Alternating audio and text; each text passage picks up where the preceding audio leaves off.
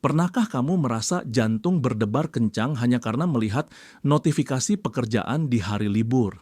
Atau mungkin kamu menghabiskan waktu berjam-jam menatap layar komputer, ingin memulai sesuatu, tetapi pikiran kamu justru terkunci dalam skenario bagaimana jika semuanya gagal. Di Indonesia, fenomena ini bukan lagi sekadar perasaan tidak enak biasa. Data terbaru menunjukkan bahwa 1 dari 3 remaja Indonesia, sekitar 15,5 juta jiwa, menghadapi tantangan kesehatan mental. Dan gangguan yang paling sering ditemukan adalah kecemasan. Kecemasan sebenarnya adalah mekanisme pertahanan evolusioner yang dirancang untuk melindungi kamu dari ancaman eksternal. Namun, dalam konteks modern, mekanisme yang semula bersifat adaptif ini seringkali bertransformasi menjadi gangguan yang melumpuhkan. Hari ini, kita akan membedah secara mendalam apa yang sebenarnya terjadi di dalam otak dan tubuh kamu saat kecemasan mengambil alih, mengapa hustle culture memperburuk keadaan, dan bagaimana strategi berbasis sains bisa membantu kamu merebut kembali kendali atas hidup kamu.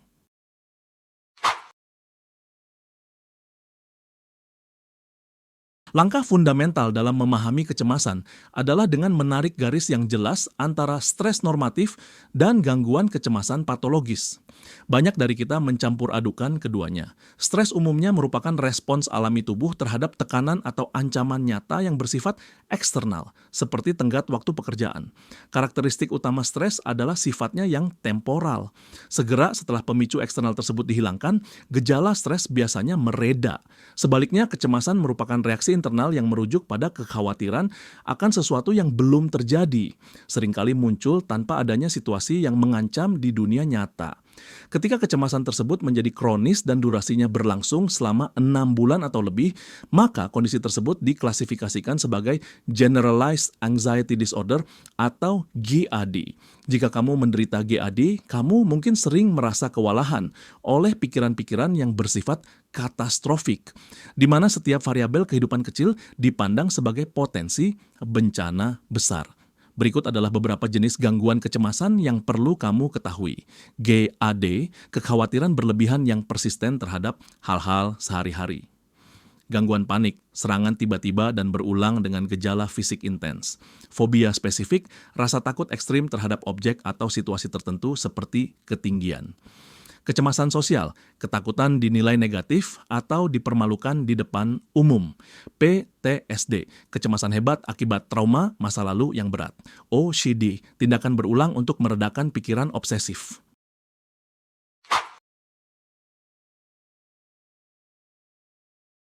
Salah satu aspek yang paling mengganggu dari kecemasan berlebihan adalah kemampuannya untuk memanifestasikan diri dalam bentuk gejala fisik yang sangat nyata, sebuah proses yang dikenal sebagai somatisasi. Banyak orang mencari pertolongan medis untuk keluhan jantung atau pencernaan, padahal sebenarnya mereka mengalami gejala fisik dari gangguan kecemasan. Ketika pikiran kamu mempersepsikan adanya ancaman, sistem saraf simpatik mengaktifkan respons fight or flight, melepaskan hormon adrenalin dan kortisol secara masif. Manifestasi fisik ini bukan imajinasi kamu, melainkan hasil perubahan fisiologis yang terukur. Kardiovaskular, adrenalin membuat jantung berdetak lebih cepat, palpitasi, yang jika terjadi terus-menerus akan menyebabkan nyeri dada dan kelelahan kronis. Respirasi, pernapasan menjadi cepat dan dangkal, hiperventilasi, agar tubuh mengambil lebih banyak oksigen. Namun ini justru membuat kamu merasa sesak dan pusing. Pencernaan, tubuh mengalihkan energi menjauh dari fungsi pencernaan, mengakibatkan mual, diare, atau mulas. Sistem imun, kortisol dalam dosis tinggi dan durasi lama bersifat imunosupresif, membuat kamu lebih rentan terhadap infeksi.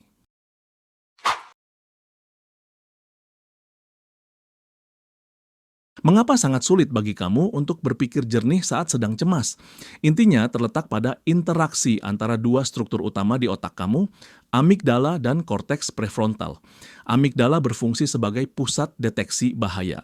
Dalam kondisi kecemasan berlebihan, terjadi fenomena yang disebut amigdala hijack atau pembajakan amigdala. Dalam keadaan ini, amigdala menjadi sangat hiperaktif dan mengirimkan sinyal bahaya bahkan terhadap pikiran internal kamu tentang masa depan. Ketika alarm ini berbunyi dengan intensitas tinggi, ia secara efektif memutus komunikasi dengan korteks prefrontal, bagian otak yang bertanggung jawab atas pemikiran rasional emosional, perencanaan, dan pengendalian impuls. Dampaknya terhadap produktivitas kamu sangat destruktif. Saat amigdala mengambil kendali, kamu kehilangan kemampuan untuk berpikir jernih dan terjebak dalam respons emosional atau justru menjadi lumpuh secara mental. Kehilangan fokus ini bukan karena kamu malas, melainkan ketidakmampuan neurologis otak kamu.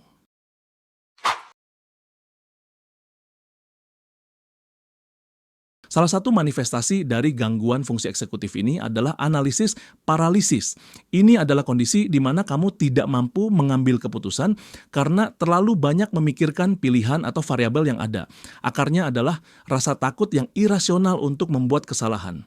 Beberapa indikator kunci bahwa kecemasan telah bermutasi menjadi analisis paralisis pada diri kamu meliputi pengumpulan informasi tanpa henti, terus mencari data baru hanya untuk menunda keputusan. Fokus pada hasil negatif, kamu hanya memikirkan apa yang bisa salah. Penundaan deadline, merasa belum siap, atau keputusan belum sempurna. Kelelahan mental, merasa terkuras habis bahkan sebelum tugas dimulai. Di Indonesia, fenomena ini diperparah oleh hustle culture. Budaya ini mempromosikan gaya hidup kerja keras ekstrim dan mengukur harga diri seseorang semata-mata dari produktivitas mereka. Bagi kamu yang sudah memiliki kecenderungan cemas, ini memicu ketakutan akan ketinggalan FOMO dan krisis identitas saat performa kerja kamu menurun.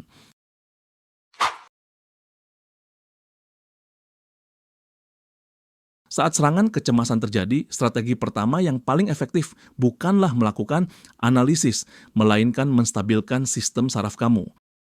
1. Teknik grounding 5-4-3-2-1. Teknik ini membawa kesadaran kamu kembali ke saat ini dengan merangsang panca indera.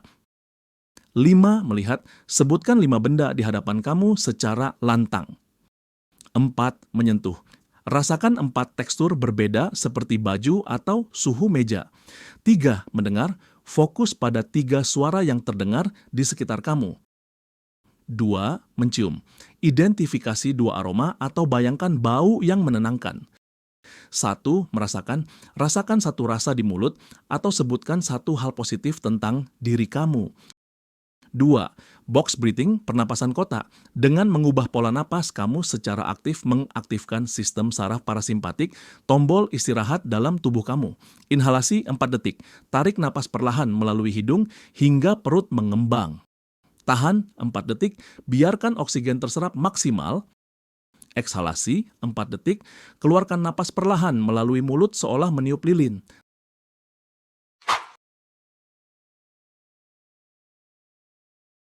Untuk jangka panjang, Cognitive Behavioral Therapy, CBT, adalah obat untuk akar permasalahan kecemasan kamu. CBT membantu kamu mengubah pola pikir otomatis negatif menjadi lebih realistis. Coba lakukan langkah ini secara mandiri. 1. Identifikasi masalah. Tentukan situasi yang memicu kecemasan kamu. 2. Mengenali pikiran otomatis. Catat pikiran instan yang muncul, seperti saya pasti gagal. 3. Evaluasi bukti. Tantang pikiran itu. Apakah ada bukti nyata kamu akan gagal? 4.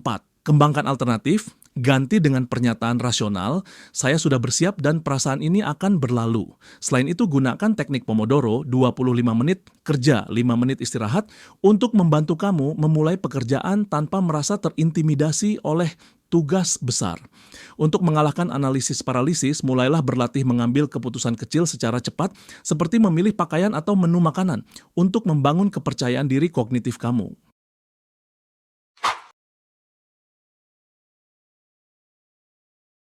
Kecemasan berlebihan adalah tantangan serius, namun sangat mungkin untuk kamu kelola dengan pendekatan yang tepat.